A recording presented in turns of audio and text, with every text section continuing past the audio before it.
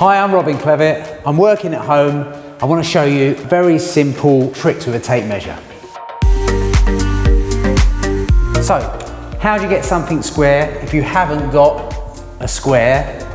Well, you use 3 measurements, and it's as easy as 3, 4, 5. So all that means is you'll measure three units this way, you'll measure 4 units this way. Now when I say units, it could be anything. It could be divisible by 3, 4, 5 as well. And then you'll measure between the two, and that'll be exactly 5 units, okay? If you're out of square, so if the jam or the object is this way and it's too far that way, guess what? It's gonna be longer. It's gonna be 503 or something like that.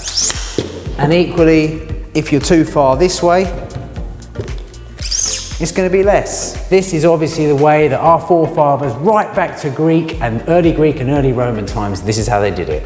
So trick number 2, if you're taking parallel rips off a board or you're marking a line and you haven't got a spirit level on site, let's say I want 200 millimeters, clamp the tape against your fingers are fenced effectively. You also hold the pencil against there and you run straight down. In fact, that's how we cut a lot of plasterboard.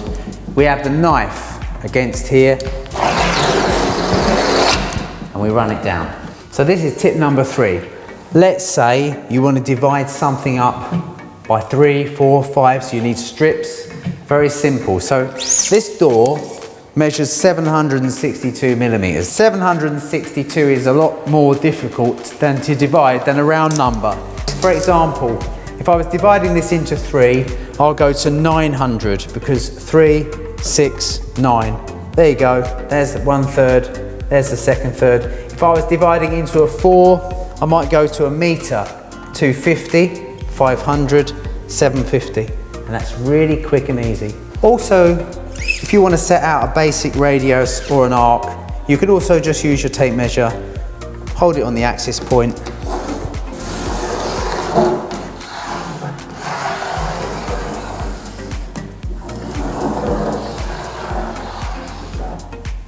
perfect. So here's tip number 4.